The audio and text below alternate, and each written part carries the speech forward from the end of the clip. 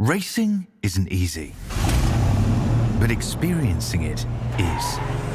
iRacing puts you in the driver's seat with the industry's leading sim racing game. Drive on laser scan replicas of the greatest racing circuits from around the world. Go head-to-head against other drivers chosen by skill-based matchmaking to ensure competitive racing at every level. Compete across all your favorite series. In officially licensed cars, engineered to deliver the most accurate driving experience possible.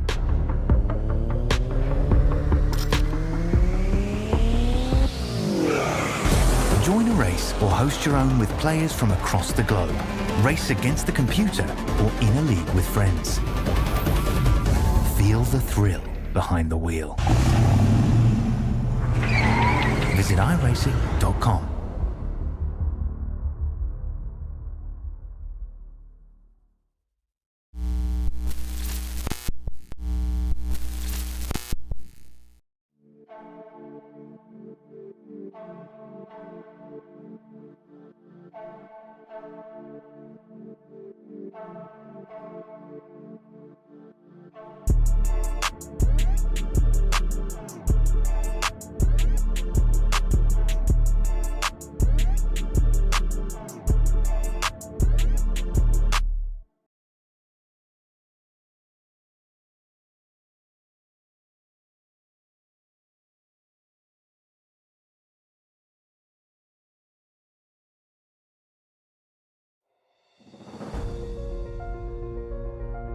Hello all and welcome to the final round of the BiS Indycar series for the summer of 2024. It has been a competitive championship with 6 different winners, 7 different pole sitters, and not a single driver has received more than 1 hard charger award.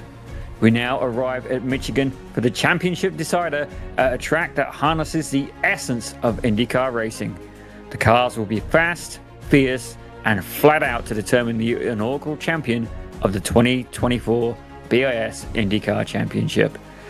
My name is Daniel Zippy Salmon, and joining me in the booth today is going to be Mr. Reese Gardner, and he's going to be commentating, and working the controls behind the scenes is Mr. Christian Hill. This broadcast today is brought to you by Rogue Energy Drink. If you want to get some of that, by all means, check out the links we'll be posting, and also Pit Road Productions as well. But here's Reese to take you over the schedule. Yes, indeed. Of course, live here on Pit Road Productions all the way through the season. We started off at Homestead, starting at an oval, and we end at an oval. This is the final round of the championship, the final championship round, of course. We had a few non-championship races sprinkled in there as well. A 200-mile, 100-lap race is on the cards here tonight, Zippy, at one of the most spectacular ovals on iRacing. I love Michigan Speedway. And we are running the legacy version from 2009, so a little bit bumpier than what the track is going to be on the newer scan. Regardless, it's going to be flat out almost the whole way around in qualifying, and we're going to be seeing some massive slipstream battles. Well, it is definitely going to be a good one, but let's actually take a little bit more information about this track, the Michigan International Speedway, and it's best known. Did I mess up? I believe, well, we're in it now. We're in it now. We're going to Michigan Speedway here. Zooming on in. I'm on autopilot. I'm sorry, Reese. All good. Yeah, this is a fantastic circuit indeed. It's very gentle turns, and I love this place. Well, it is known for the awesome speeds and competitive racing spawned by the broad racing surface and 73-foot wide, 18-degree bank turps. Its width and steep banking ensure there is always more than one racing groove, and the fact that Michigan International Speedway is a non-restrictor plate track means that NASCAR drivers have more than enough power to make a challenge out of the turns at both ends of the track. Once upon a time, IndyCars frolicked on these high banks at breathtaking speeds.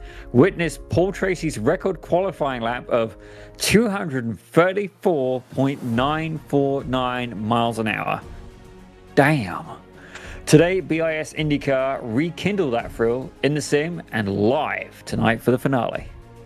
A lap here is fairly straightforward, in description only, with a committed turn 1 to set up nicely for turn 2 as it tightens, trying to keep the speed up and not drift too far up the track. Turn 3 will be taken faster as drivers try to maintain speed and use the decreasing radius of turn 4 to carry more speed. This will be a draft battle. Stay behind to save fuel, but use up more tyre life. Get in front and be more comfortable, but vulnerable to the draft. The right strategy execution will win today, but with danger looming, who will come out on top and take the crown? That is the big question tonight, Zippy. The fact that the points are incredibly close. Realistically, there's 68 points up for grabs for a win here, so that means any of the top 5 here can win the title in this final round. Wager, Milwain, Hardman, Haynes, and Buchanan, they are so close, and they've all had great success over this season.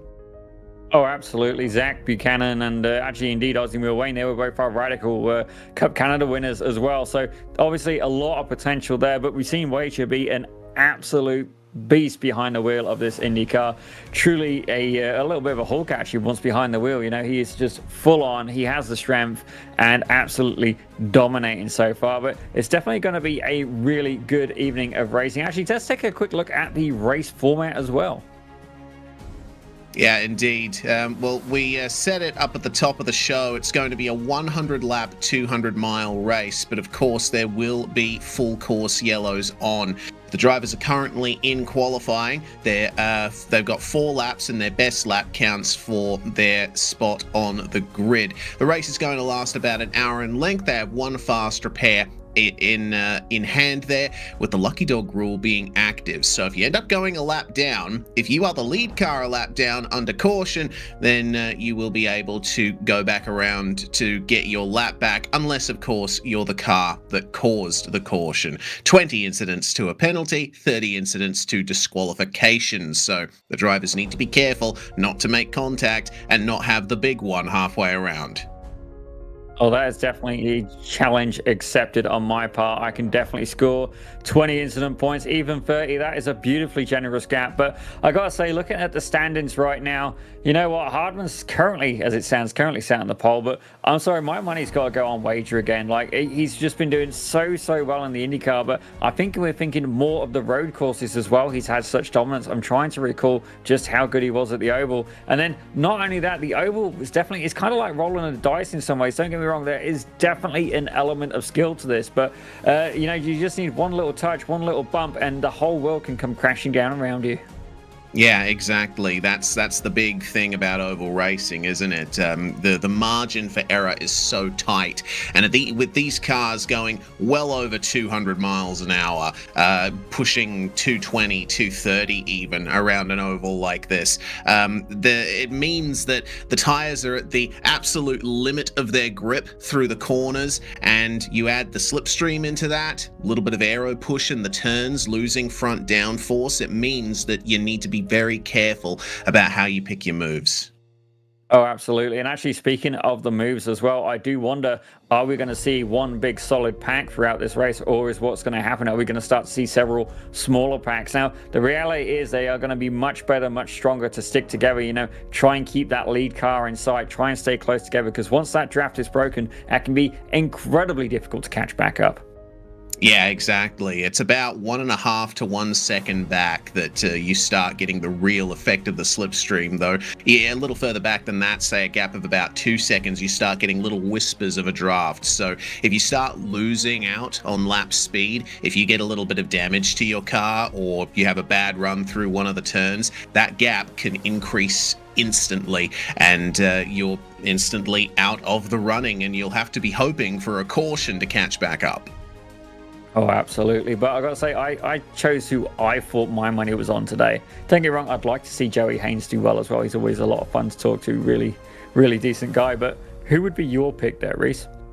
Oh God, I always struggle with this question, honestly, because I feel like all of these drivers deserve a chance at the title. I would think that Wager on sheer results is probably the favorite, but you never know. The likes of Haynes and Milwain of Evolve Sim Sports, leading the teams championship coming into this final round, and by quite some margin as well. They'll be looking to get the best possible result for the team.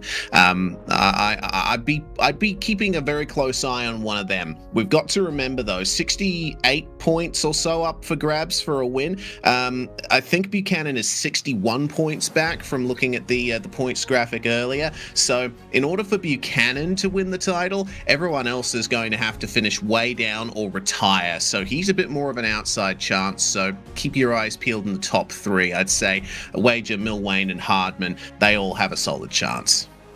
Absolutely. Well, I've got to admit, I think the most outrageous shirt probably being worn by any of these gentlemen would be the number 16 car of Richard Swindles. And most of you aren't going to be able to see that joke, but if we do get a driver cam, and if he is doing what I know he does best, and that's where outrageous shirts, we'll have to catch one later. But let's have a quick look to see if we are ready for a grid.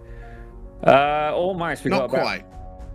30 seconds of qualifying left, so yeah. Not quite there, ladies and gentlemen. They're just about finishing up, but it's been a little bit of a break. We've had 2 weeks off, and actually we're looking forward to what's coming next as well. We're going to tell you a little bit more about that later. We'll let Mike do the honors, and we'll see exactly what happens there. Just bear with us 1 second there. Maybe we've got a little bit of a scenic shot on the track for just a moment. I've just got to discuss something with our kind and very knowledgeable director. Indeed. Well, while you're up doing that, Zippy, it looks like qualifying is just in its final few seconds. We are in the transition over to the 100 lap race, so that means that we can finally go through the grid. This is going to be a fantastic race indeed. We have 14 cars on the grid at the moment, and it is of course a small field for an oval, but we've seen in past races in BiS Indycar that it doesn't matter what the field size is, there's always something going on. There's always some kind of challenge happening. And, the drivers are going to have quite a bit of sedate running around the formation lap. It's a pretty long oval here. In metric land, it's 3.22 kilometers long. And if you're touring around behind the pace car, then, that's going to take quite some time.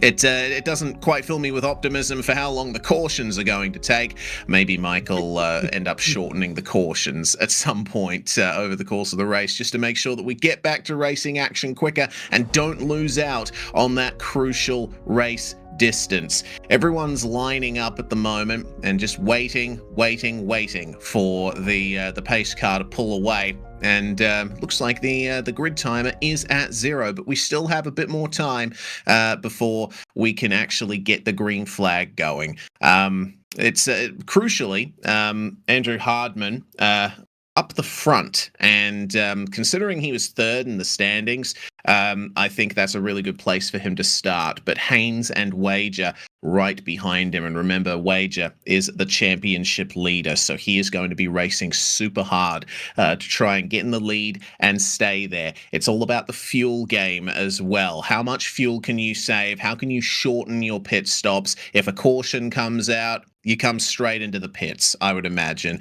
There's multiple aspects to the strategy at an oval. Oh, absolutely. And definitely it's one that I certainly haven't mastered. I would actually be doing the same as what Richard Swindales and Mike Broomhead had done in this scenario, and they are starting near the back on this occasion. But I am very quickly, I'm just going to read out the grid to you for just a second. I'm not sure we quite got the overlay ready for you, but we're going to give you the grid anyway. So in first place, you have Andrew Hardman with Jerry Haynes in second. Taking up the second row, you have Jonathan Wager in third with Zach Buchanan in fourth. Takeshi Kita takes fifth with Ozzie Milwain alongside in sixth. Nick Horvath and Baron Glover, that's definitely a name I'm not yet familiar with, are in seventh and eighth, with Tyler Scarelli and John Bemberlid in ninth and 10th. Cedric O'Hyan and Marlon Jones take up the next row with 11 and 12th. And then Mike Broomhead and Richard Swindales in 13th and 14th. Indeed. Very close field as well. The field's only covered by 0.3 of a second, which is certainly a big option here on an oval. It looks to me like we are about to get the green flag going, so it's going to be Pit Road Productions radio for the time being before we can get some live pictures to you, and just like that, it looks like we're in. Hello. We are racing at Michigan International Speedway. Andrew Hardman leading the way, coming through turns 1 and 2. Joey Haynes moving high there with the number 40 of Zach Buchanan getting a massive slipstream, and he's going to go for the lead into 3. Oh, absolutely great move by Buchanan there. Absolutely slingshot his way past. Haynes trying to see what he can do. He's up on the outside. I say that he's tucked in behind Hardman, and you see the Evolve Simsport cars providing each other with a beautiful slipstream. Joey Haynes, the front car, Ozzy Milwain behind. That's the 2 green and black machines as they're trying to make a move there on Zach Buchanan. And it looks like they've got past one of them at least, but leaving Buchanan currently a little bit behind as Joey Haynes takes the lead. Yeah, it looks like this is going to be a slipstream duel between Buchanan and Haynes for the time being, with outside chance there for Andrew Hardman. He is just within range to get the massive slipstream. Keep an eye out as well for Ozzy Milwain in the second Evolve car there. He lost a bit of time over the last lap, but he's getting a good run there. Got a lovely slipstream off Takeshi Kita, Horvath and Wager behind them. Wager has lost out quite a bit there, starting in third. Did not nail the start, and now I think he's just going to be in fuel save mode. He'll be thinking about strategy more than directly racing other cars. Yeah, it's actually very interesting, as you said, see Wager down 4 positions, but on the opposite end of the scale, Marlon Jones in the number 25 car, he is also up 4 positions. Actually, Baron Glover as well, he's dropped 4 as well, so definitely a little bit of movement already in the early stages of this race. Indeed. It's just side by side for the lead at the moment as the fastest lap goes to Milwain, getting that double draft off the top 2. And now everyone's in a line. This is looking good here for Wager. He's actually right in the midst of it now, I think. Or at least he's trying to keep up. The number 47 just within slipstream range of Nick Horvath. So he'll be catching up to this pack very soon. With the yellow machine at the front of Zach Buchanan, he's going to have a double Evolve attack here. Haynes and Milwain trying around the outside, and I think that's a good decision for them to make.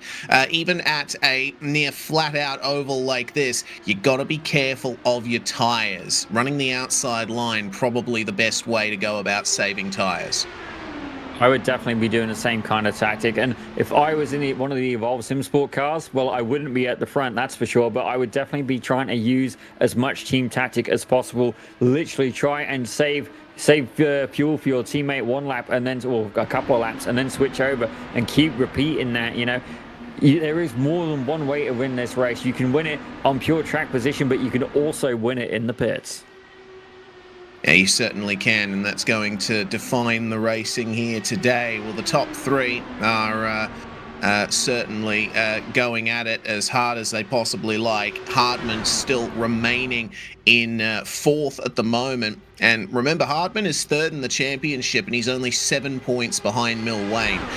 The driver's best 10 results of 14 races count, and you cannot drop the result from the final round. So it's more important than ever to get maximum points here. Speaking of maximum driving, Joey Haynes getting the maximum tap into the wall there. The number 52 falling all the way to the back of the front pack.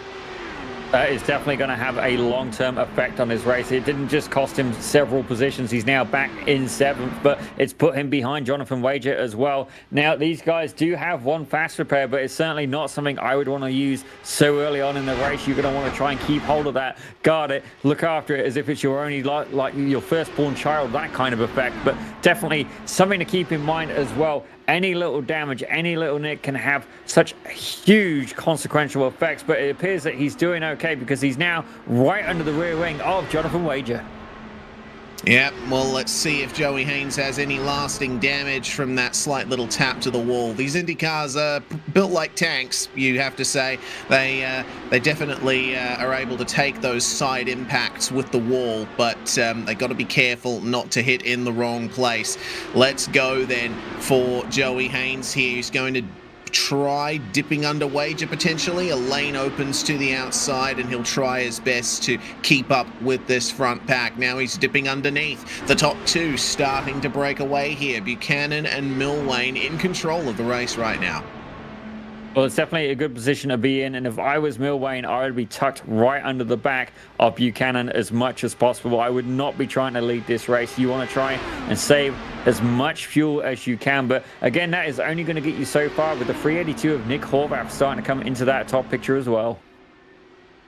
End of lap 10 coming up in just a moment, and we'll be a 10th of the way through this race. It looks like it's pretty stable at the moment, the racing here. Not seeing much in the way of incidents that could bring out cautions, but I don't want to curse them all. Let's see as things go on here across the line, and look at the run from Nick Horvath. He is absolutely blindingly fast at the moment in that 382, picking up the slipstream from the top two. Takeshi Kita right in the midst of it all as well. Takeshi trying his best to catch up to the top three here, and the race is just ebbing and flowing, getting closer and closer as time goes on. But this is about the point that the drivers are going to start realizing, oh, maybe we've been working the tires too hard at this point. But definitely, it's something that you can't really shave it off very easily either. Once that heat is there, good luck trying to cool it down. But we do have a replay of Mike Broomhead coming up. He had an incident, I believe, on lap 4. And we're not exactly sure at this point what happened, but it's fair to say it's dropped him pretty hard back. Here we go. Let's take a quick peek and see what occurred. So obviously that's one of the corners. He's there absolutely sending it. That's across the start-finish line, I believe. And he's going to go in the middle. Oh. No, not quite. That actually looks more like a hardware failure. It's like he didn't... Yeah. Well, yeah, I mean, you saw him down low just before that point, right? The car was jerking around a little bit. Maybe there was an issue with his wheel. No, it looks like he's just trying to keep to the bottom as best he can there. But when they come into the turn here, yeah, that's weird. That's really weird. Broomhead just didn't turn into the corner. That has to be a hardware failure of some kind. Hardware failure or driver failure. I'm wondering if he didn't realize maybe that the other car was there. But definitely a little bit of a whoops there from Broomhead. But on the upside, though, it looks like Joey Haynes has been able to recover all the way up to 4th place. I said that as Takeshi Kita is just going to take 4th place away from him and relegated Joey Haynes back into 5th. But Haynes ahead right now of Jonathan Wager. These guys just won't make up their mind. They literally just switched another 2 times during that sentence. So these guys are going hard at it, having a little bit of a battle. That's fine. That's good. That's what we want to see, ladies and gentlemen. But it looks like, at the minute, as it stands, Zach Buchanan, Ozzy Milwane, and Nick Horvath is your top 3. Indeed, and we'll be able to get live points, I believe, at some point during the broadcast, just to let you all know how things stand in terms of the Drivers' Championship. But at the moment, with Wager sitting in about 6th spot, I would imagine he will still have enough points in hand to take the title from here, as long as Milwane doesn't finish too far up. Regardless, it's going to be a tight battle all the way to the end, and look at that. Currently, as things stand, if the race ended now, Wager would be oh, hold on. Yeah, it looks like well, I think it looked like Wager and Milwane would be equal on points coming out of the finale. Well, all the same, we will see how things go here at the front. Lovely run around the outside from Zach Buchanan. Well, we say that Joey Haynes, I'm going to try not to sound like too much of a fanboy, but he just set the new fastest lap with 32.852, so definitely absolutely sending it. But I'll be interested to see just how many people start to employ team tactics, and if anybody who isn't running with a teammate all of a sudden finds himself a new accomplice during this race. Yeah. Let's see if there's any working together amongst certain drivers. The battle between Haynes and Buchanan is certainly the highlight of this race, but I mean, you can see just how close the entirety of this top 7 are. Wager crucially making up 1 spot there on Andrew Hardman, and now he'll be sitting behind Kita and just observing what's going on ahead of him.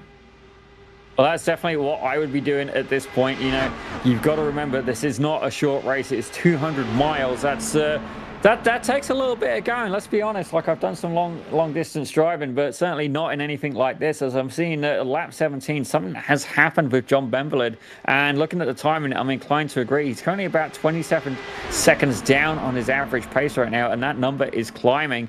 Last lap was a 37 seconds, so he's down about 3 seconds there as well. Something has definitely happened to the number 11 car for Lima Racing of John Benvelid. Yeah, that's not ideal there for Benvelid. He's got massive damage. He's actually lost the front right there, but crucially, he's staying off the racetrack, so the caution is not coming out. So he'll be able to make it back into the pits without further incident. And I'm going back to check this myself. It just looks like he did it all on his own. Just a little swing in the rear end running down low. And then I think now the drivers will have to be very careful of the rear end going, especially if they're running near the bottom. Oh, absolutely. And it's certainly as well, this is where I find actually having a higher level of equipment is actually beneficial. So the best reference I can give is actually the LMP2 car driving that. I've always struggled with that a little bit, being able to feel what the car is doing, but I run like a Fanatec CSL Elite kind of deal. It's like a solid mid-grade wheel. I'd say that's pretty accurate. You know, I'd say it's mid-grade, not quite high-grade anymore. It's anyway. But when I tried my friends, the VRS Direct Drive, I actually found that there's a lot more feel and a lot more response in having that, not just because it was better gear, but I find this is especially important in scenarios like this where you have a car, and especially where everything happens so fast, you know, having that extra gear can actually prove to be quite beneficial in such scenarios. Yeah, indeed it can. I mean, direct drive wheels, they tend to have a bit more of a smoother feel, right? And it's a direct translation of the in-game forces to the servo motor in the middle of the wheel. You know, I still run a Thrustmaster T500 RS that's still going strong after 10 years of abuse plus a ceiling falling down on it. And it's brought me quite a few good results. Yeah, I suppose the people who follow me on YouTube will know about that. Late 2022, this studio I'm sitting in, the ceiling fell down over everything. So it took me a while to get that back up and sorted, but all my equipment survived amazingly. The only thing I lost was a monitor. I'm picturing it, and I'm actually having a hard time. I can send you some pictures after the broadcast. Yeah, I want to see pictures of that. Like, how? Like, are your neighbors above doing jumping jacks on a bathtub or something? I'm not in an apartment. I'm in a house. Yeah. I was gonna blame it on the neighbors, but anyway, we'll get more into that later. It looks like we got more action happening at the front, as it looks like Zach Buchanan, he's coming up on John Benvelid, which is going to be lap traffic. So right now, John Benvelid, he would very much be hoping, if he does get past, for a yellow flag. That could bring him back into the mix. But, well, I will say this, Benvelid is a very courteous, very gentlemanly driver, and he will be very keen to get out of the way of this lead pack. Yeah.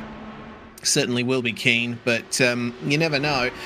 Zach Buchanan might want Benvelid to just stay in front of him a little longer. Remember, the slipstream is so important on ovals, and there aren't really blue flag rules for ovals. Benvelid has very little, if any, drive or obligation, I should say, to let them by as you would on a road course. So this could help out Zach Buchanan here. Well, as you say that, he looks like he's pulled away that gap to 0.8 of a second right now. It is the biggest gap within that top 7. Then you got a little bit more space before you get to Tyler Scarelli, and then the field is generally pretty spread out as well. I'm not quite sure why Richard Swindles, he's quite so far back from Broomhead. We did see Broomhead had that little bit of an incident earlier, but I do see actually there's a 4X. For a couple of people, it looks like Swindell's got one, and then a couple of 2X incidents from a couple of drivers as well, as Nick Horvath's just got an obliged me with Guinness 1 on lap 26. Indeed. Battling with Takeshi Kita for 4th spot. Horvath now down to 5th as Buchanan continues to draw up to John Benvelid here onto lap 24. We are almost on the quarter race distance mark, and dipping down low, our leader will make his way past the first lapped car. So it looks to me like a fairly reasonable pass there, and it's allowed Zach Buchanan a solid 1.3 second gap, but we'll have to wait and see how much that draws down, because Milwain and Haynes are back together just in time for the first caution of the race. Uh-oh. Who done it? Cedric O'Hayan. Like, yeah. Oh, he's had trouble getting back going.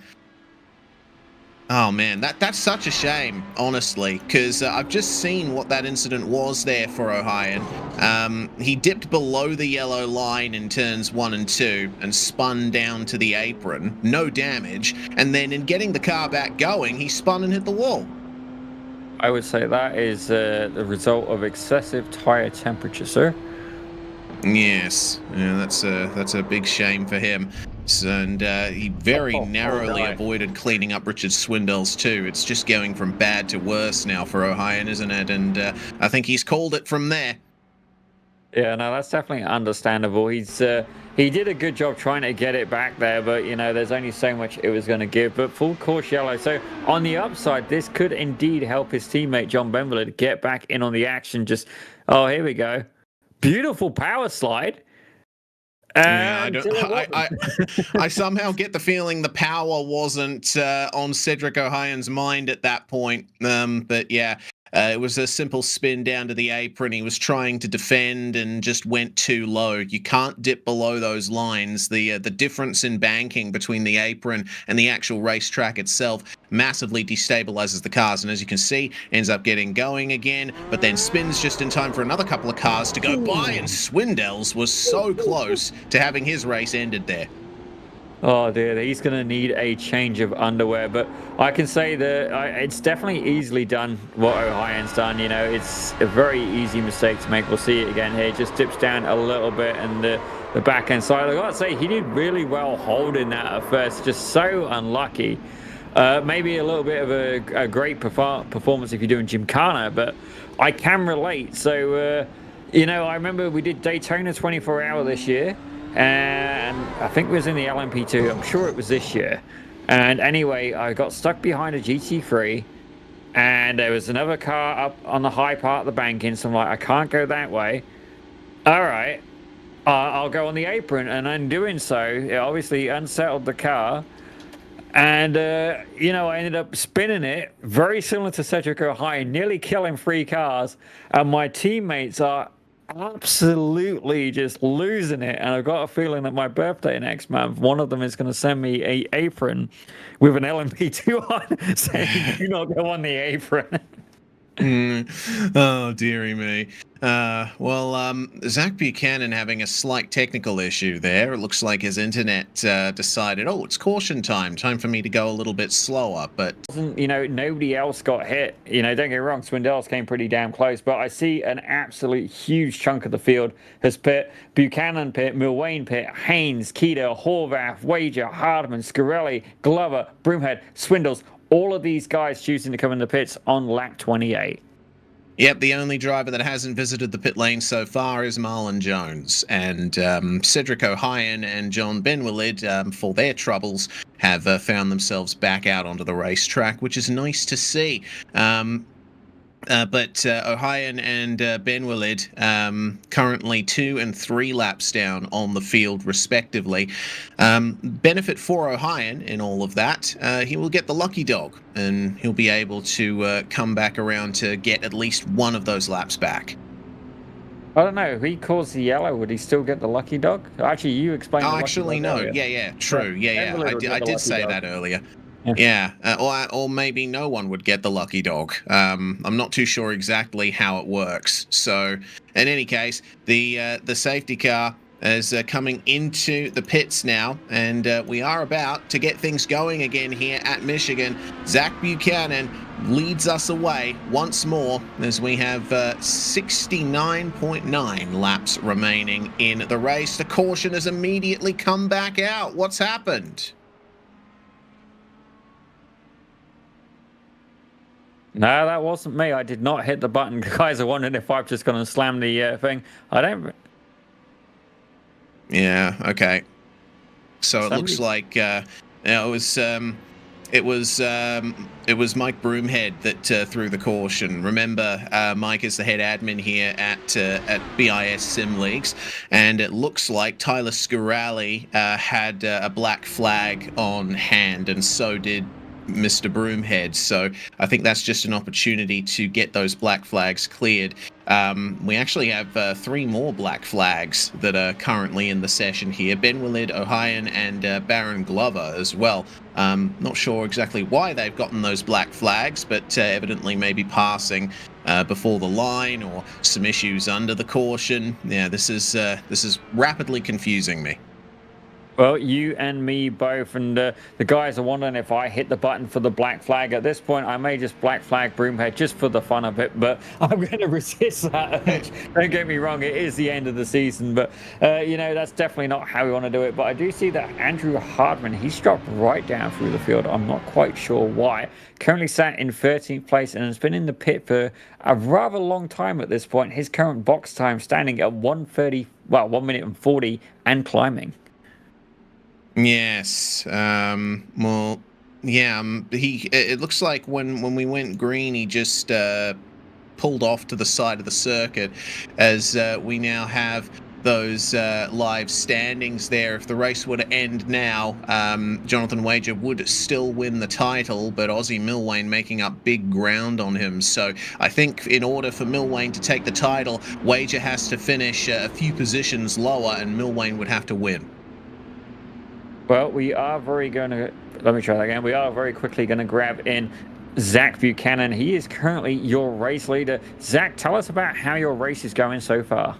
Hello. I think it's going all right now. I mean, it's been a pretty close race up front, but I think I've got the pace and the kind of the awareness around me to really take advantage of it and hopefully bring it home tonight. Well, you are a little bit of a disadvantage because right behind you, you have the cars of Aussie Milwayne and Joey Haynes for Evolve Sim Sports. Now, in this battle, you are outnumbered. Are you still feeling that you're going to be able to pull this one off? I mean, we'll see. Teammates only help so much at a track like this because the draft isn't really about a pack. It's more just about following the car in front. And so far, they've had trouble really staying ahead of me, so I'm not sweating it too much. Well, ladies and gentlemen, that is Zach Buchanan. He's currently leading the race, and he's definitely going to have a battle on his hands. We'll see if he can pull it off, but we'll leave you to it for now. Zach, thank you for dropping in. Thank you. Lovely stuff from Zach Buchanan. He's doing everything right at the moment, leading this race. The issue will be, though, running up the front, he's going to be the car punching the hole in the air, isn't he, Zippy? And that will result in him using a bit more fuel. But interesting to note that of all the cars that pitted in the top 5 there on that last caution, Milwayne actually had the longest pit stop there. Buchanan with 8.7 seconds to Aussie Milwayne's 9, so I would imagine that Buchanan wasn't that concerned about fuel early on. Yeah, I would guess not. It's still quite early in the game at this point, but on this restart, I think it's interesting to see what people are going to do. I find any tactics are great, but as soon as you have a yellow flag, like a full course caution, those plans can very, very quickly change, and it really does. You've almost got to hit the reset button at that point. Yeah, you do. It's all about resetting for another short sprint, and have the possibility in your mind that the green flag run is going to go for a while.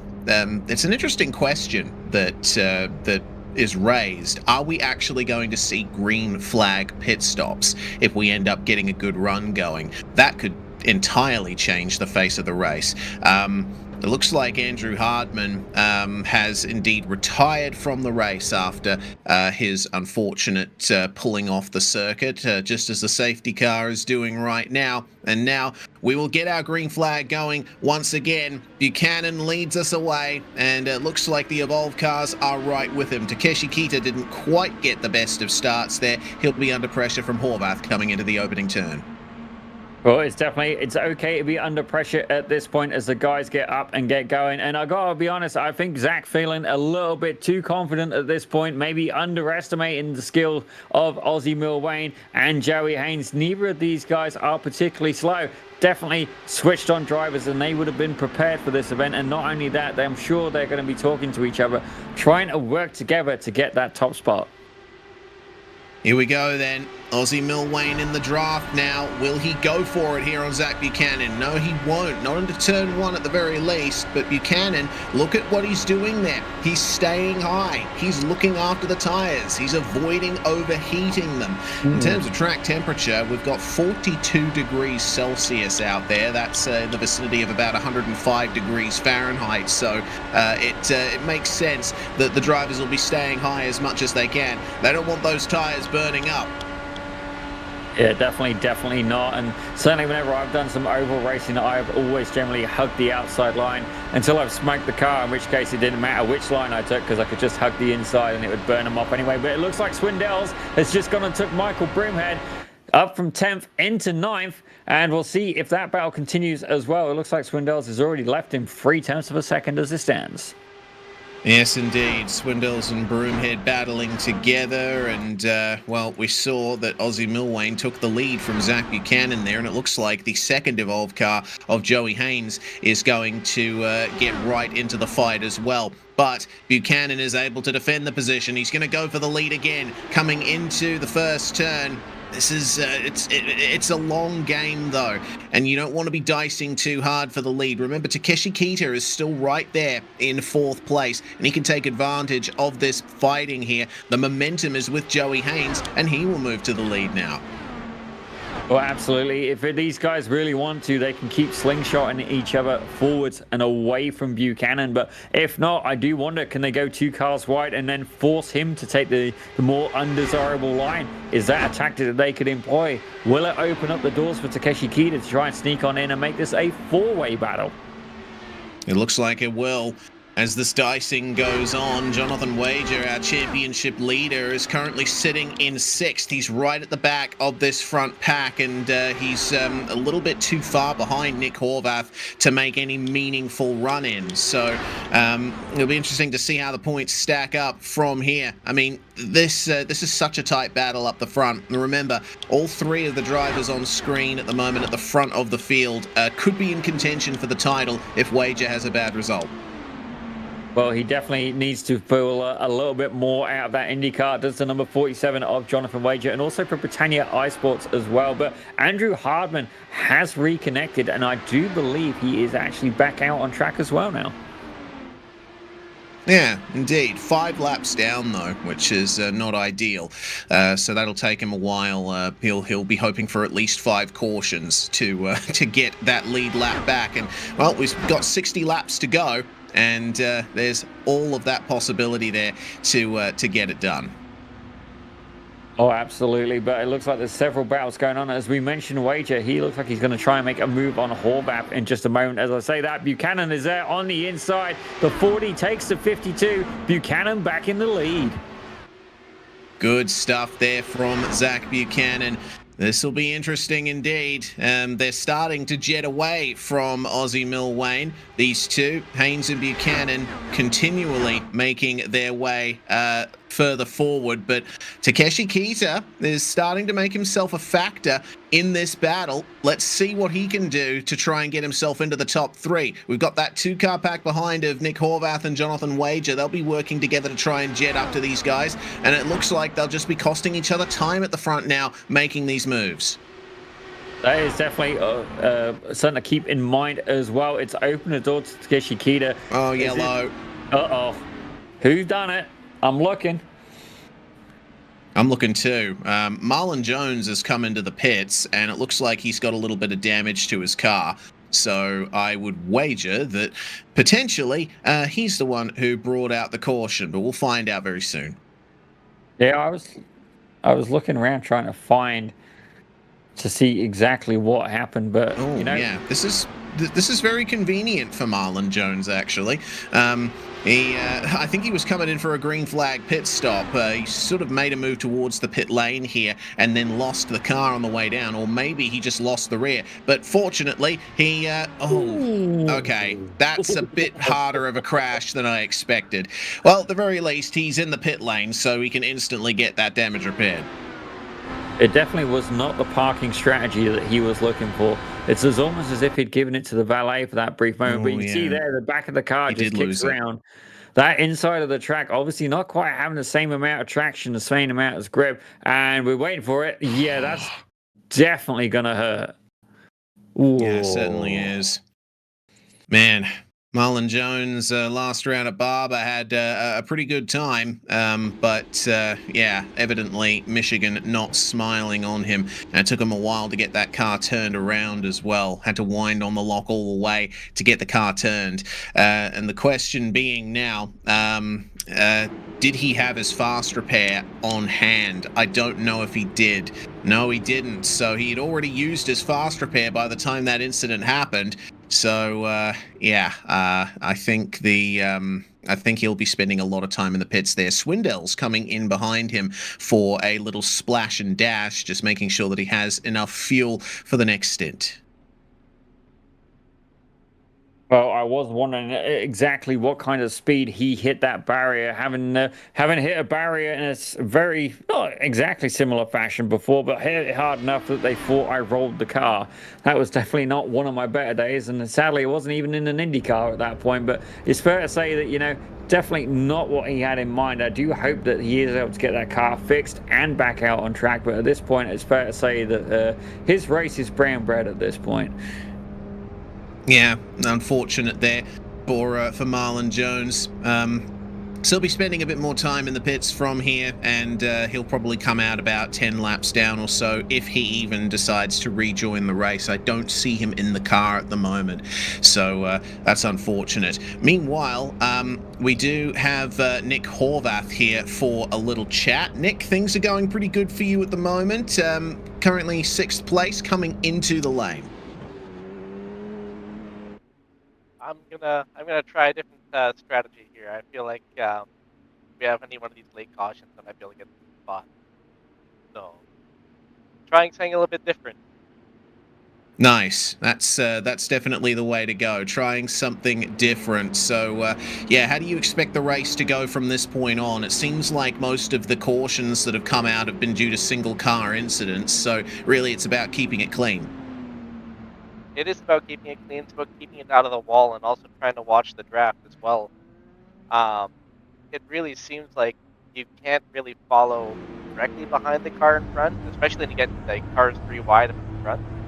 I feel like if these guys are going to keep racing like that, keep getting some wall hits, I saw some of the Evolve cars doing that, then I might just be able to work my way back up to the front and catch them while they're on the back foot. All right. Well, we'll see how things go for you from here, Nick. Thanks very much for joining us, and good luck in the next green flag run. Thanks much. Well, Nick Horvath there, rejoining at the back of the field, and he'll be starting behind Cedric O'Hayan. So we'll see if he can make his way further forward from here. Well, on the upside, this could be good news for Andrew Hartman. He's going to be able to get himself off the bottom spot, providing he can get his car back out. I'm sure he's got it running. Marlon Jones, I don't think he's doing very well at the minute. I was fair to say he's probably still there in the pits, and understandably so. But right now, Evolve Simsports in the 1-2 spot with Zach Buchanan behind, Takeshi Kita in 4th, with Jonathan Wager for Britannia iSports in 5th. And then we got a couple of people we haven't really talked about too much yet today, Tyler Scarelli and Baron Glover, as they've gone green, green, green, green. Yep, indeed. 1-2 for Evolve Simsports at the front of the field, and Takeshi Kita is right on the power here. The Japanese driver very aggressive here at the start of this next green flag run. He is all over the back of Milwain. Oh, absolutely applying so much pressure, and Takeshi Kita getting right up in there as well. Buchanan in there, everybody in there. Looks like Scarelli and Glover are fighting in the background as well. But Takeshi Kita definitely eager to get involved in this four-way battle. But is he going to end up coming a cropper? You know, he's outnumbered. Perhaps a truce almost with Buchanan could be in his best interests. Yeah, this is a difficult position for Takeshi to be in. We'll see what he can do here. These three up in front of him, they are content to fight with each other and try to boost their speed in that way, but Takeshi could be the outside chance here, as that's a very bad run off turn 4 for Zach Buchanan, and Takeshi had to get out of the throttle there to avoid running into him. My goodness, that shows you how much the aero instability affects the cars here. Well, it definitely worked out very well for Jonathan Wager. He was able to slingshot all the way up to third. That little incident there causing potentially a yellow flag, but thankfully these guys all able to hold on to it. It's Takeshi Kita now trying to make a move, trying to head back up. It looks like Broomhead's had a little bit of a knockdown as well. He was having some interesting action further back in the field, but the field itself is actually starting to regroup even closer together. That battle for first place now down to from first all the way down to 8th place. All of these guys wanting a piece of the action. Yeah, here we go then. Meanwhile, a bit further back, Baron Glover is in 8th at the moment, trying to chase down Michael Broomhead, who sweeps down to the inside to pass Tyler Scarelli on the way into turn 3, and Baron's going to try and follow him on through. But you see just how difficult it is at this point in the race for drivers to maintain that low line. Almost saw the same thing that happened to Zach Buchanan there for Michael Broomhead, just drifting up the circuit. Absolutely, and certainly as well, while these cars do have downforce, we are still pulling insane amounts of speed. And one thing I do wish that the sim, well actually no, I don't wish that the sim had it, was the amount of G-force that would be involved going around some of these corners. Yeah, indeed. I'm sure that the drivers would be having a lot of trouble if they were feeling those G-forces. Fortunately, it's sim racing. You're just sitting still. Well, Kita continuing to try and fight his way back forward here. Got passed by Zach Buchanan. By Jonathan Wager, who is currently dueling with Zach Buchanan for third spot. The evolved cars of Milwain and Haynes are starting to make up some ground here on the rest of the field, but it could all change in the space of a couple of turns. Oh, absolutely. These guys could work hard, build up a bit of a lead, and then one yellow flag there, it is all gone and all dusted. But if they can work smart and work together, they can continuously slingshot each other forward and try and pull themselves away from the 40 car of Buchanan and the 47 of Wager. Well, we're past half race distance. Maybe it's an opportune time to check in on the live points and see where things stand, with Wager now making his way up another position. That means that he'll have a very solid gap now over Aussie Milwain. So he's still in the box seat to take the title from here. Joey Haynes will make sure that he stays in third spot. Hardman remaining in fourth, but Buchanan will be falling down a little bit further as well. So definitely still a lot to be played for as it stands right now. And if anybody does have an IndyCar they'd like to put our winning driver in, by all means, please contact us. We'd be very happy to make that connection for you. And, you know, it's definitely... I wouldn't expect it to happen, but if it did, I'm very much at peace with the fact. As we see there, Aussie Milwain currently in the lead. Now, there is one downside to team tactics, as it comes down to a case of what do you do near the end? You know, you guys are both fighting for the championship. If it comes down to the end, who's going to be the one to get it? Yeah, that is the question. Now, the fastest lap will go to Tyler Scarelli, who's all the way back in the pack at the moment. And, well, now we'll see if he can find his way back into the top 5 as the leaders continue to slingshot them here. This will be a difficult race to call towards the end. What I really think the drivers will be thinking about is how long a green flag fuel run is going to last. Remember, back at Indianapolis, a full tank will get you anywhere from 25 to 30 laps, depending on how well you save the fuel. And I would expect about the same around here, maybe about 30 to 35 laps, because this is a shorter circuit than Indianapolis. So the drivers are starting to get into the window now of potentially making their next pit stop, and it could be under green flag conditions.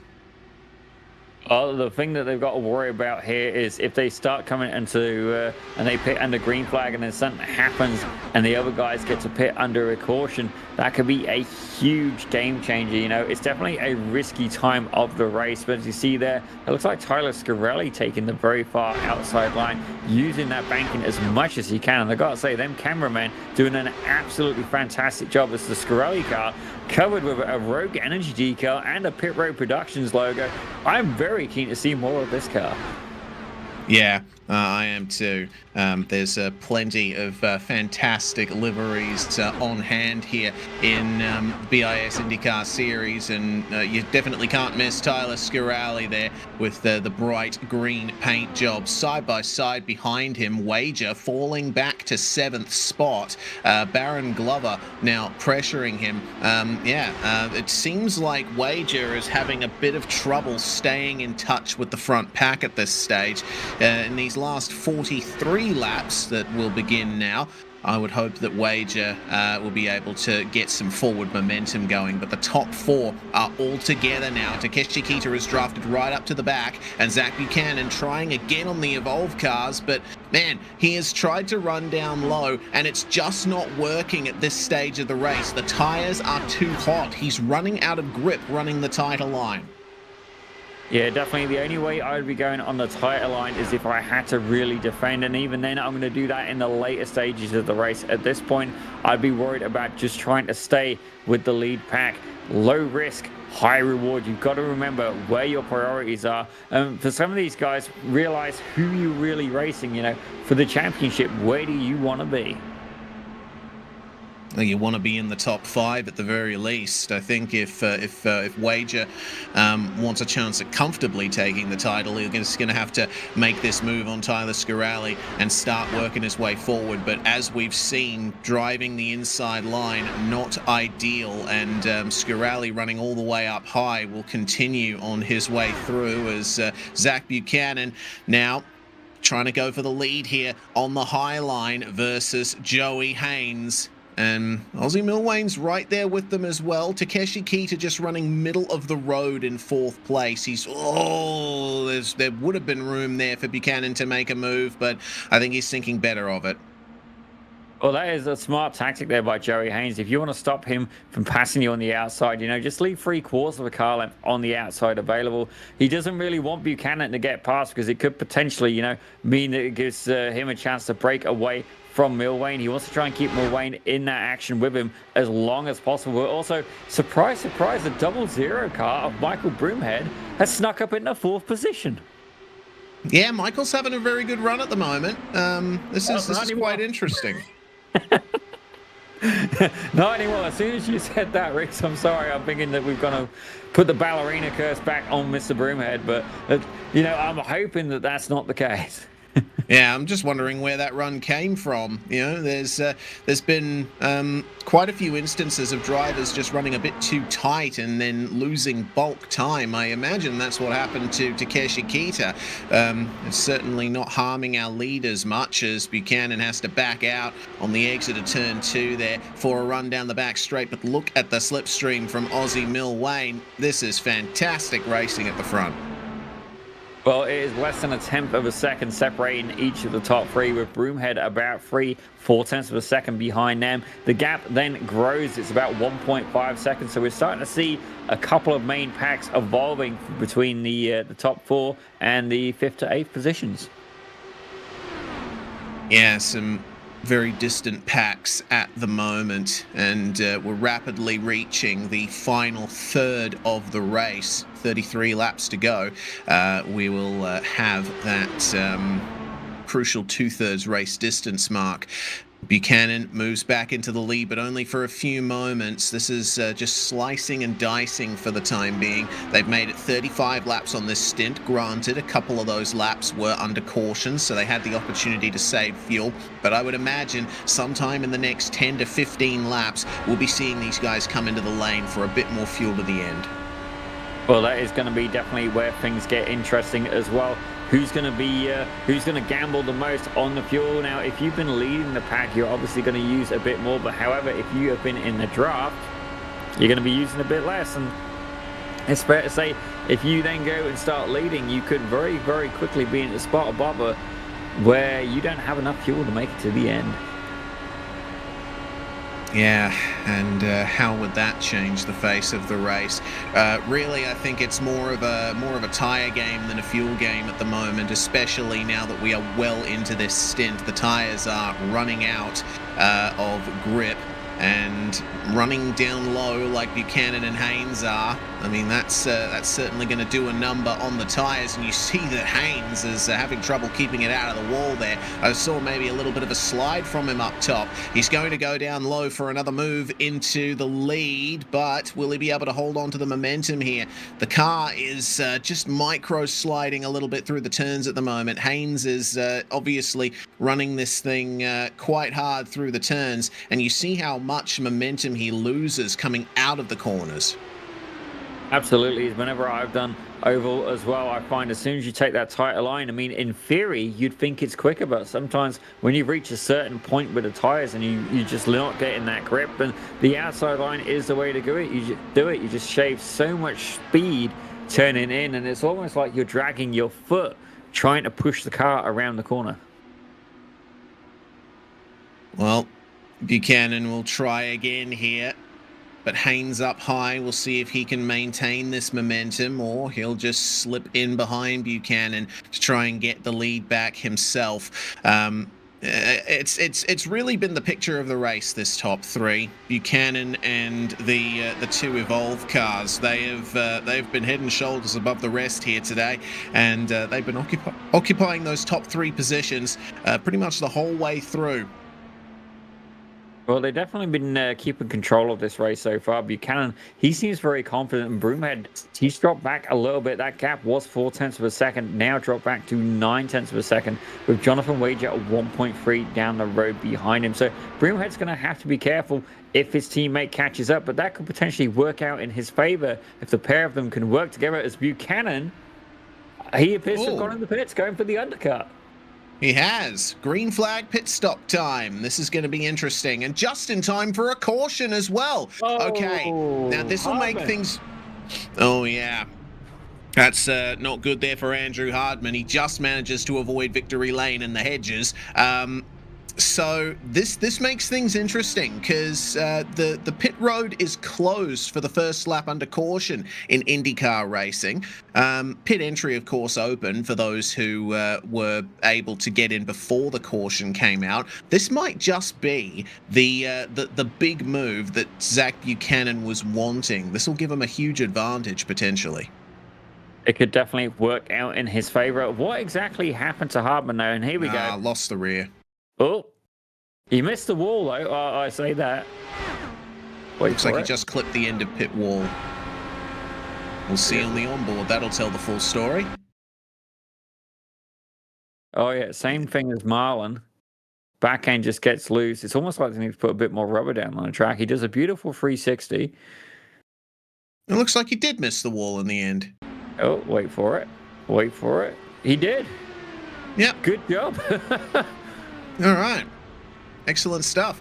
Obviously not excellent. He had a huge spin and probably burned up his tires. But I think for him, the caution coming out as a result of that spin, it'll be a good opportunity to get the car refreshed. He will not be eligible for the lucky dog, but Cedric O'Hyan will be. And crucially, O'Hyan has made it back up to only one lap down on the rest of the field. So O'Hyan will be able to get back onto the lead lap here.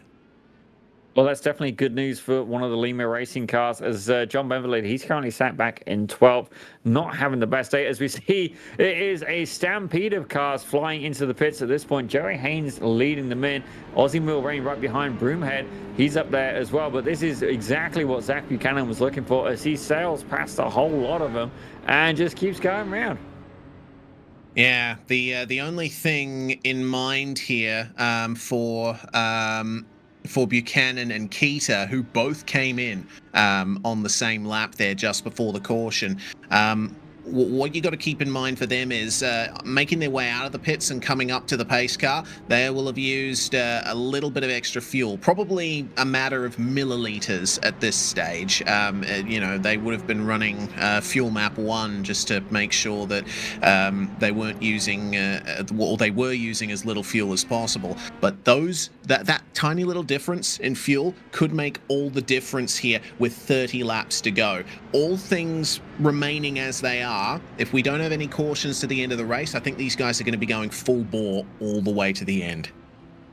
Well, it could definitely be interesting to keep an eye on that, as we see there like 2 laps more on those tyres. And another thing to keep in mind as well is John Benvelit, albeit 3 laps down, he's done 5 laps on his stint right now, so it'll be interesting to keep an eye. Don't get me wrong, Benvelit is out of the running at this point. He's back in 12th place with Hardman in 13th. You know, several laps between them, but you know, it'll be interesting to see how this works out. You know, the track temperature as well, something to keep in mind, and also the track state where a little bit more rubber is being applied to the venue. Yes, well, the track temperature has gone up 1 degree since we last looked at it. It's up to 43 Celsius now. I mean, regardless of how much rubber is put on the track, I think it's still going to be very greasy out there, and it's going to be very easy to overheat the tires. So for Zach Buchanan and Takeshi Kita, what is going to be their plan from here? I would suspect one element of the plan is running as high as they reasonably can, just to make sure those tires are preserved for the run to the finish.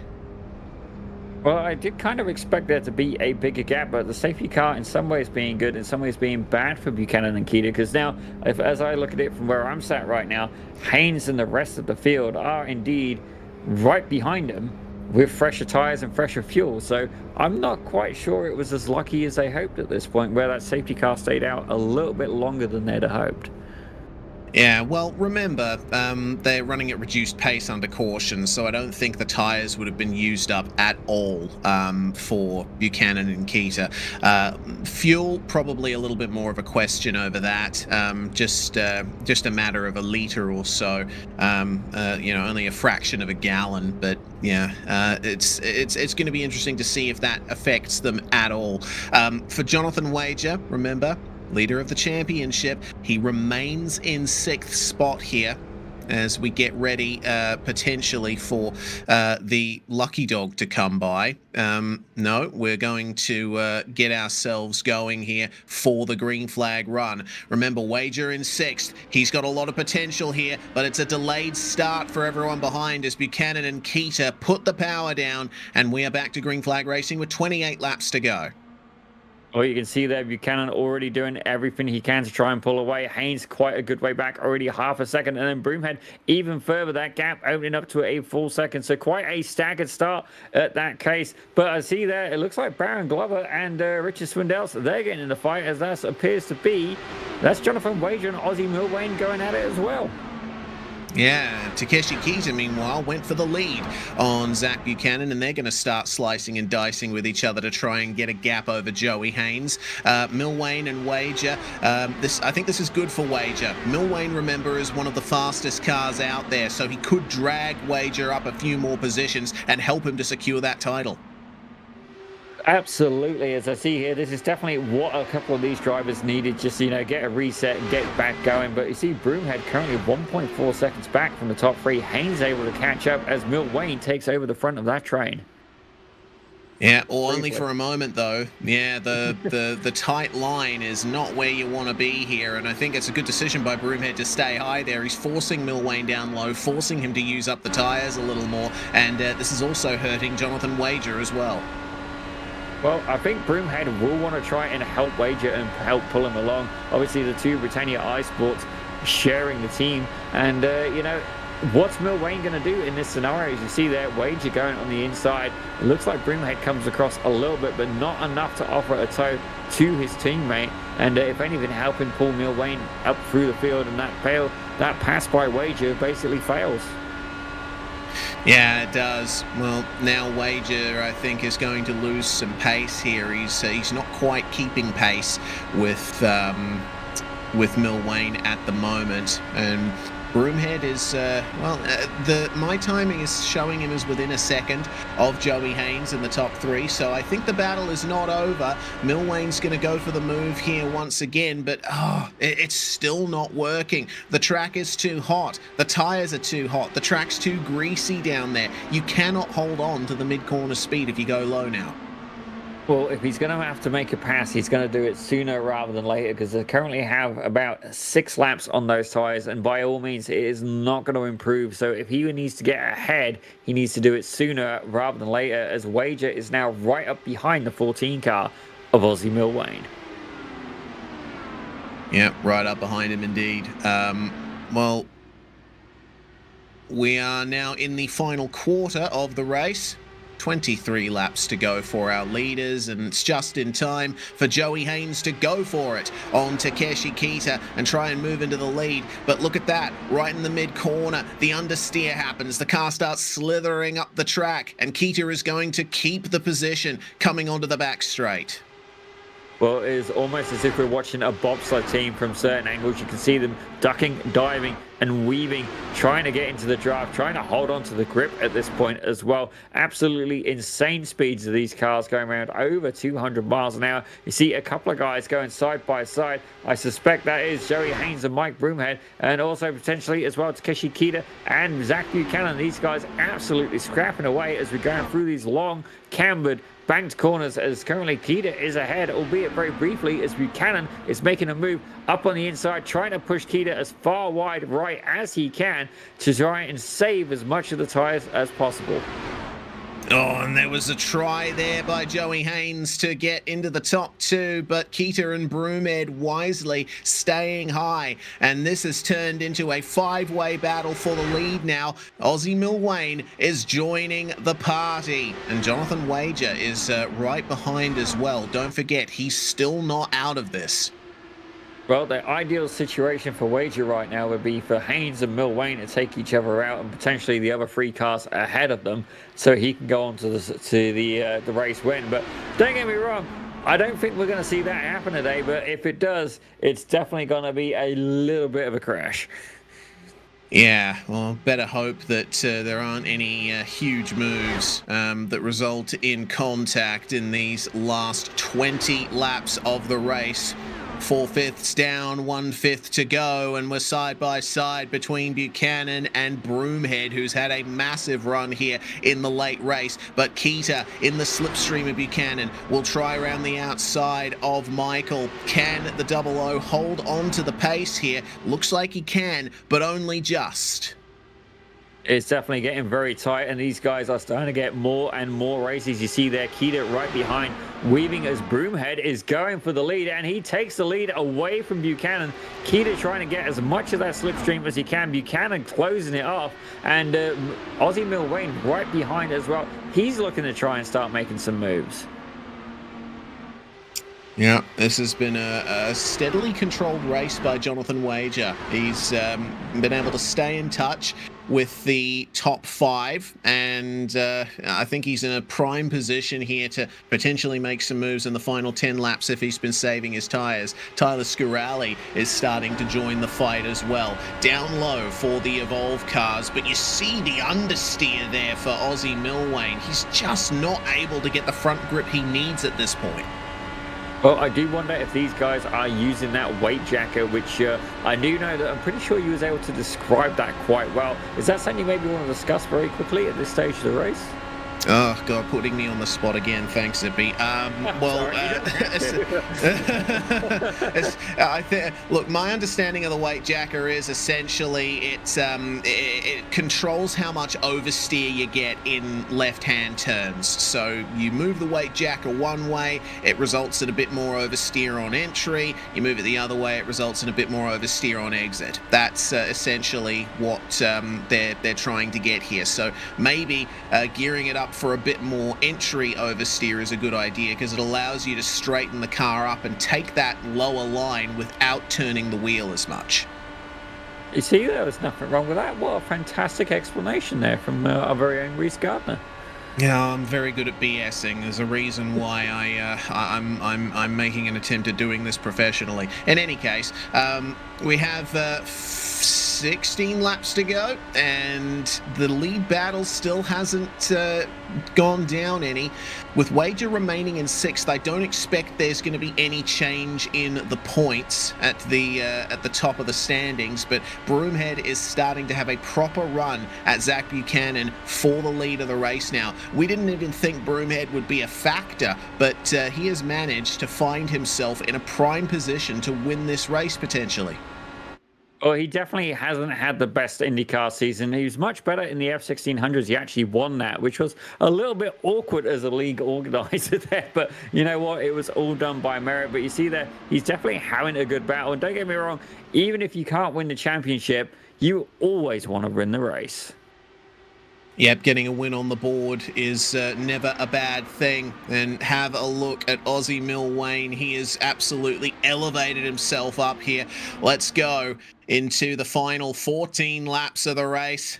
We are nearly at that crucial 10 laps to go mark. Buchanan and Broomhead working together very nicely at the front here. Looks like Milwayne's not able to make up much momentum. We got to remember Takeshi Kita is right in it as well. Wager, meanwhile, up to 5th now. It looks like there's been a big problem for Joey Haynes in the last couple of laps. I think those tyres have finally given up for the number 52.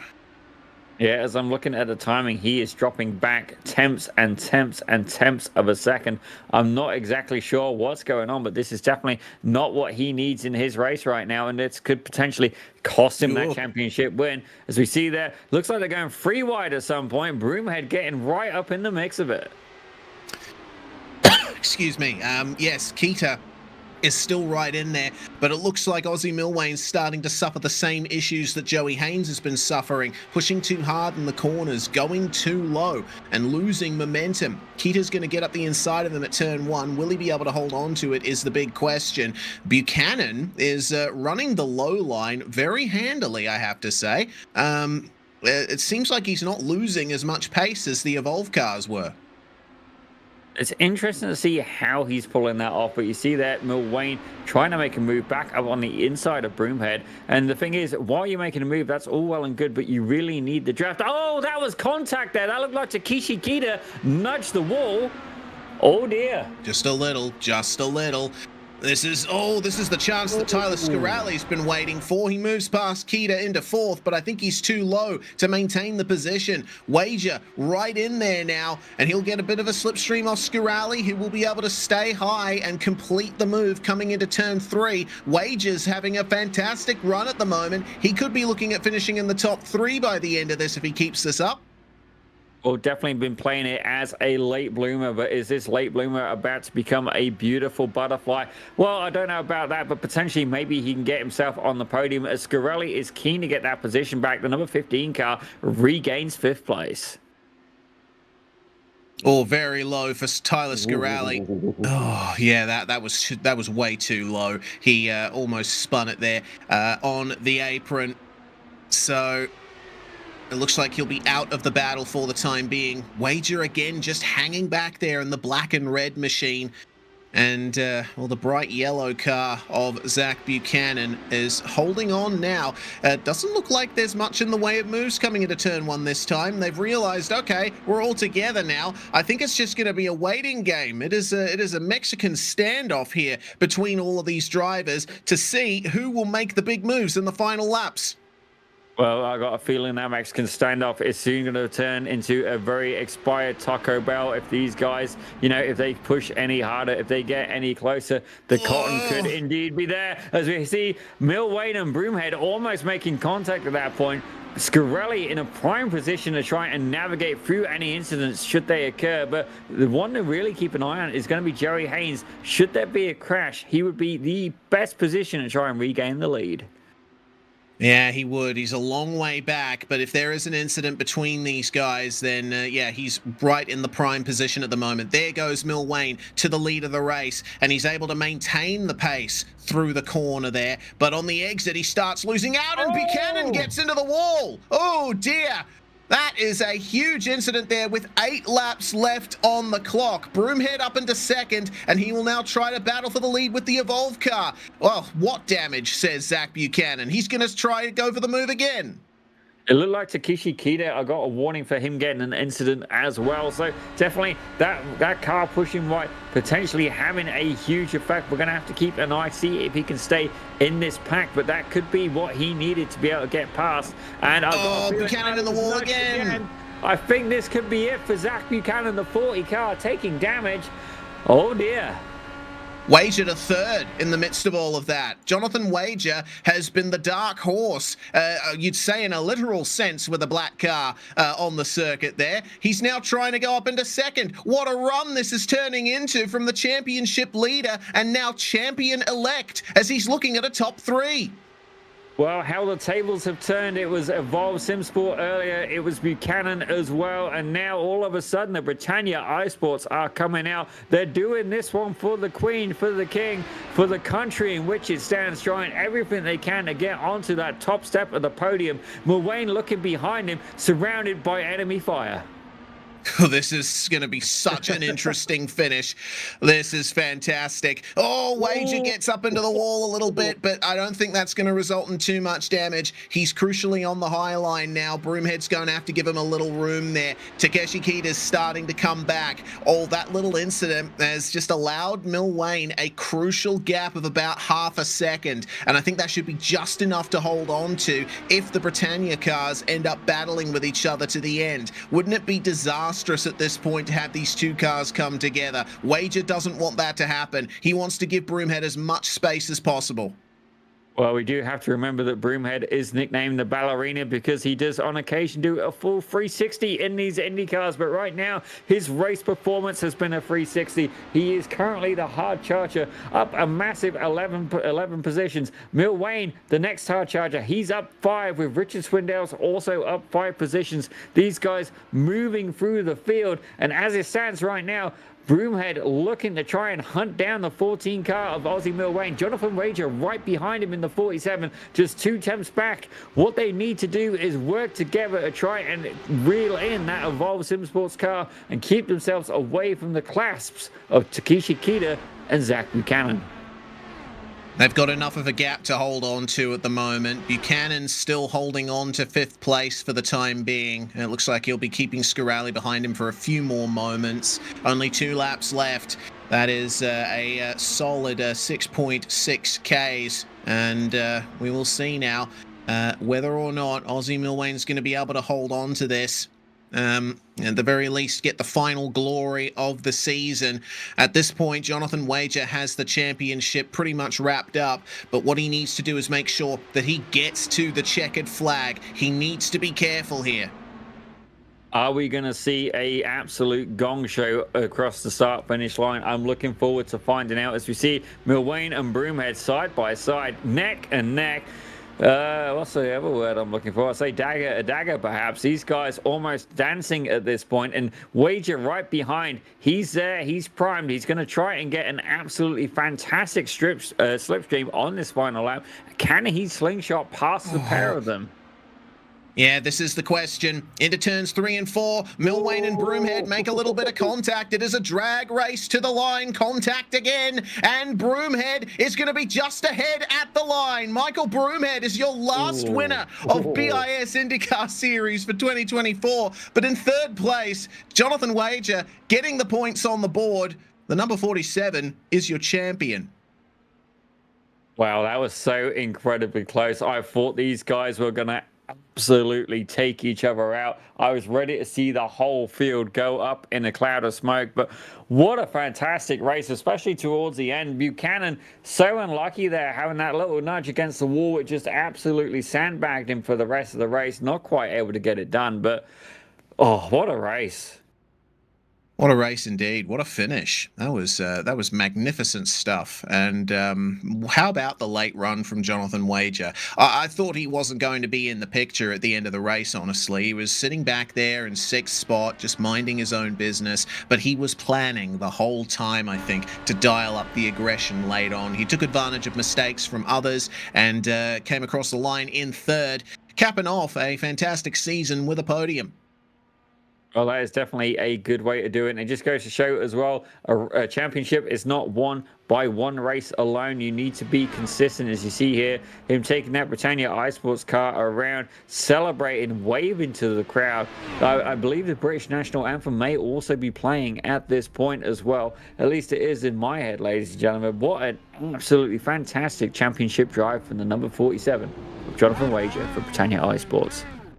Yeah, Michael Broomhead's already done his victory burnouts, and now it's Jonathan Wager's turn across the start-finish line here at Michigan Speedway. This is magnificent stuff, and I think a very well-deserved championship for Jonathan Wager.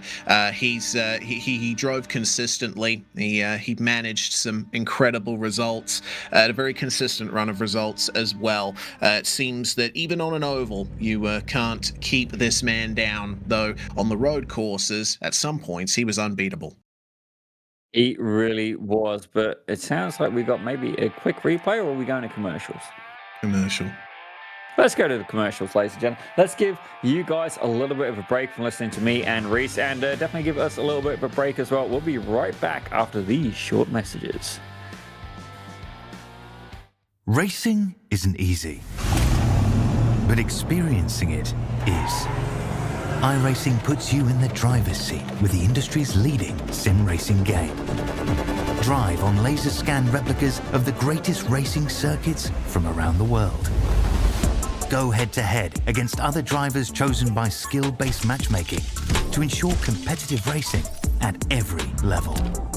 Compete across all your favorite series. In officially licensed cars, engineered to deliver the most accurate driving experience possible.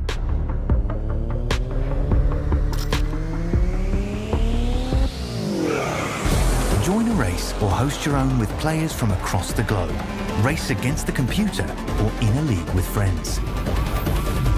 Feel the thrill behind the wheel. Visit iRacing.com.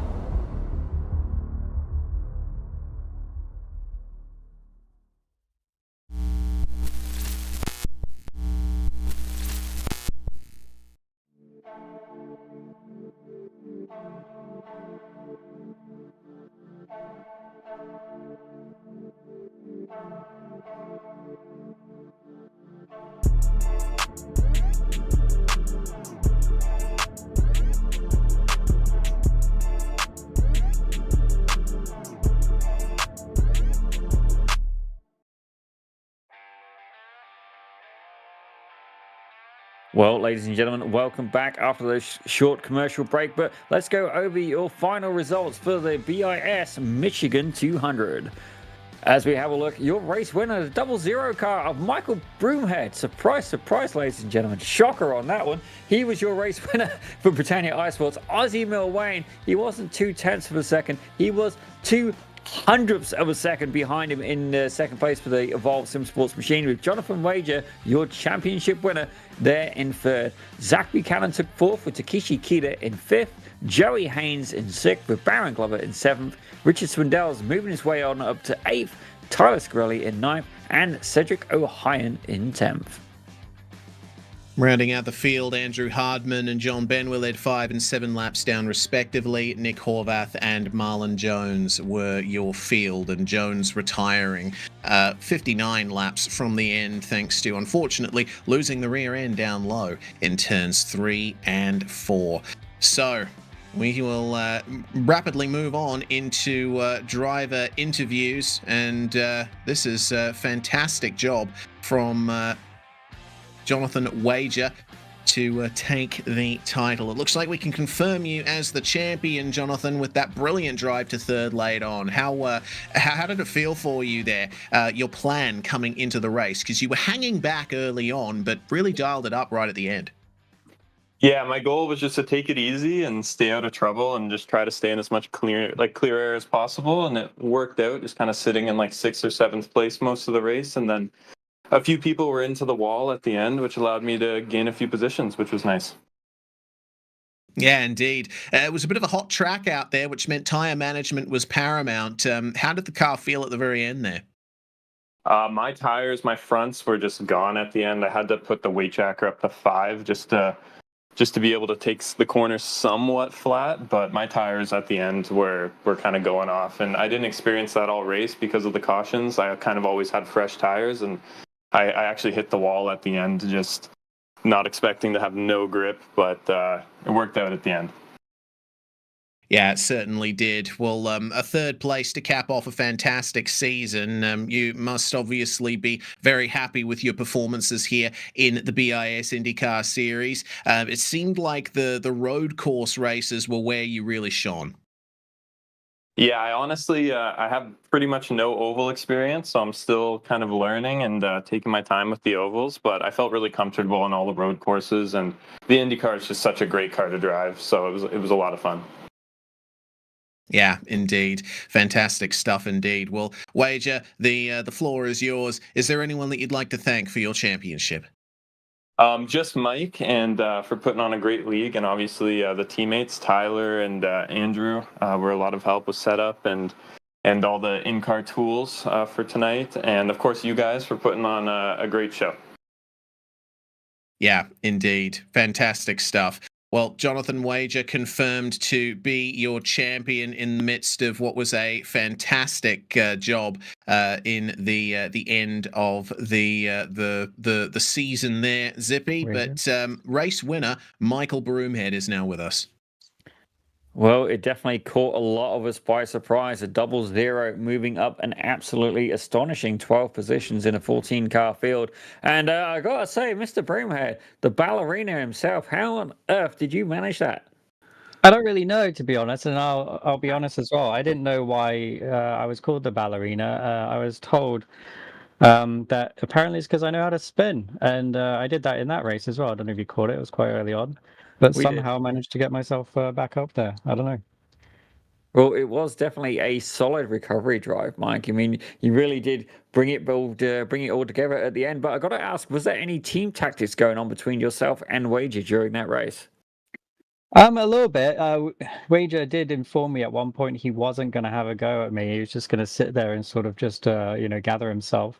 We also, we had Scarali, he's in the sister team, and Hardman was unfortunate in technical glitch there, but he was sat there and we were all talking, we were all having a chat, making sure we knew what we were doing. We did similar strategies. So we worked together, but, when there's 5 laps to go, you kind of just go for it. So at that point, the gloves were off then. Mm-hmm. Oh yeah. We just went for it, and whatever we could do, we could do. Well, I've got to say, Mike, it was a very impressive drive, sticking to your usual form earlier in the race, but an absolutely astonishing drive through at the end. Fantastic job. We're going to catch up with you again a little bit later to talk through next season. But before we let you go, is there anyone you want to thank? Oh yeah, the Britannia team, number 1, number 2, not necessarily in this order. Pit Road Productions, of course. You guys, it's all. Look at what you guys do; it's fantastic. And then everybody that's come out to this season, to Radical and F1600, which will rekindle very soon. We'll get to that, but everybody coming out to these events just makes it happen, and that's without that, we don't have anything. So thanks to everybody. Oh, I got to say, I do very strongly agree with my colleague there, Mr. Mike Broomhead, but we're going to push him back into the cover. Looks like Zippy's going to push himself back into the interview waiting box for a second there. We'll let Mike go, and then we'll bring in Aussie Milwayne, who finished in second place there in the race. And with that second place, Aussie, it's going to be second at the championship. Yeah, I mean, I kind of figured I'd end up second. I had a bit of a gap from Wager there. I needed him to have a bad race, but he didn't. So that's unfortunate for me. But yeah, congrats to him for winning the championship. He had a really solid season.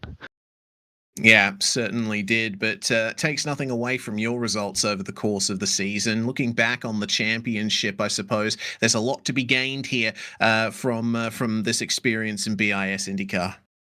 Yeah, I mean, it was a great season. I had a lot of fun. I had some bad luck, some bad finishes and whatnot, but no excuses. Yeah, I'm hoping to do the All-Star race next week, and hopefully Mike's got something in store for the future.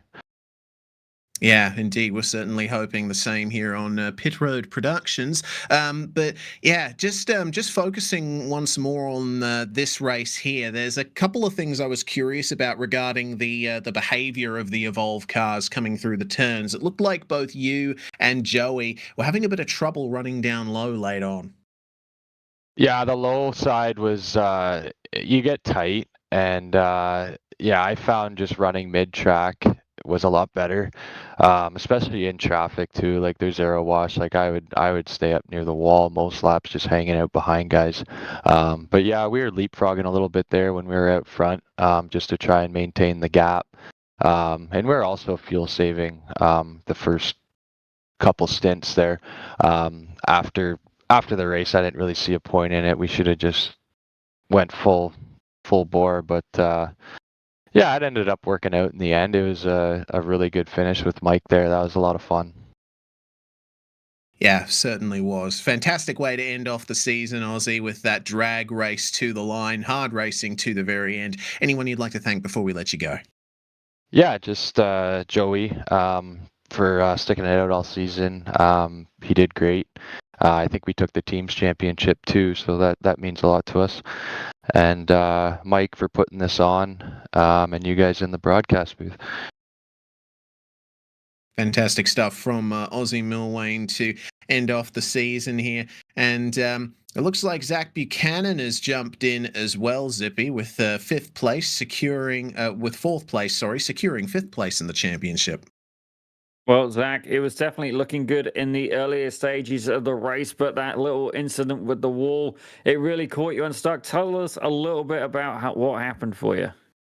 I can't help but feel like I threw that one a little bit. At the very least, like a pretty solid top three, considering how we finished there. I won't lie, the last 30 laps or so, I was pretty much just driving in my mirror, trying to keep as much air off the wings of the guys behind me.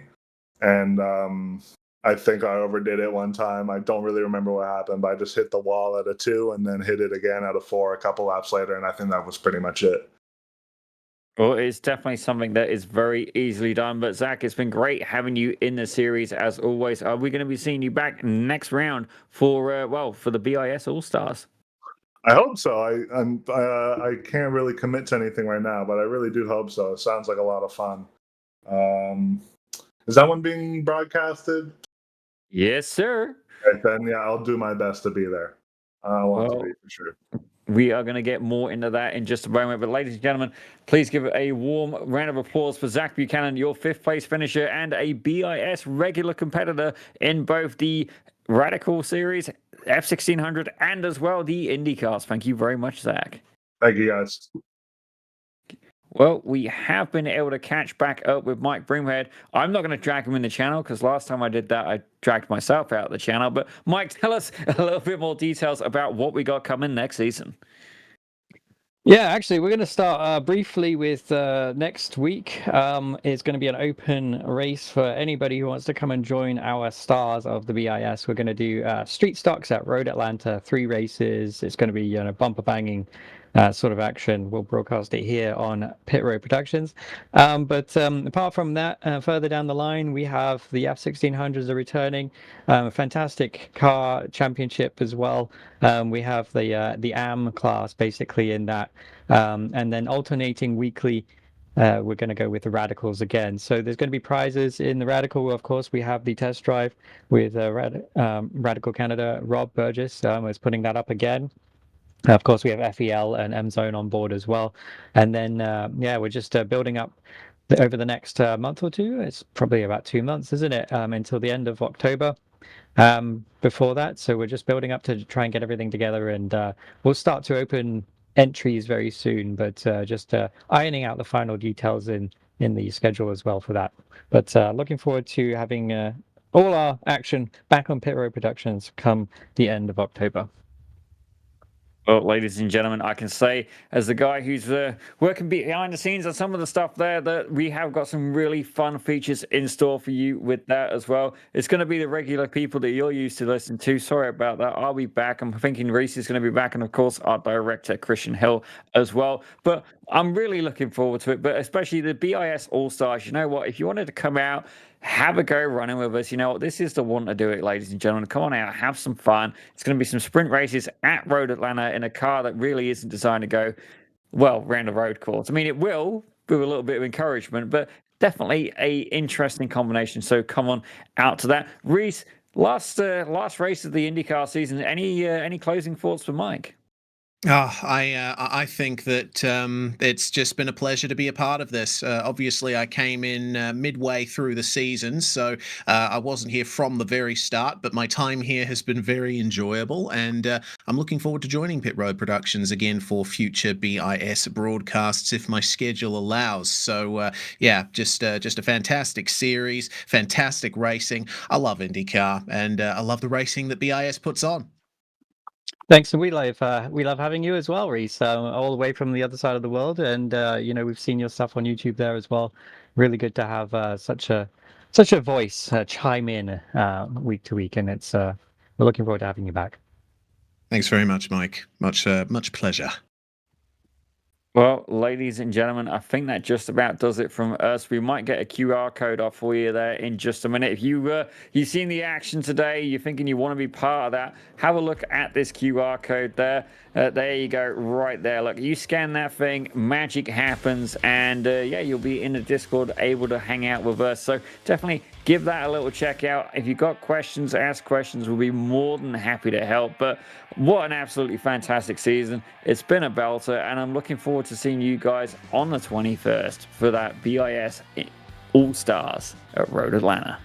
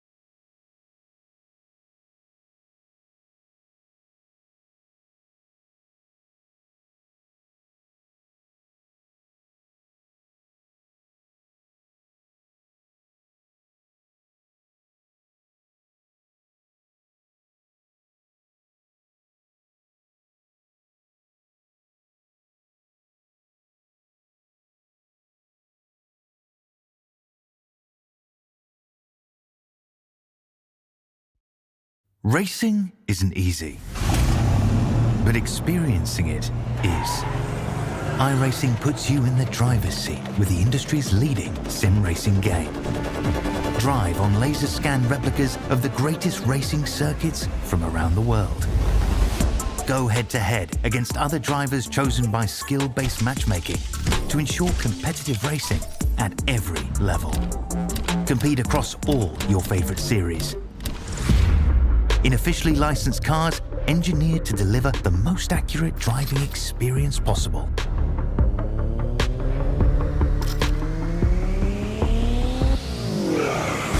Join a race or host your own with players from across the globe.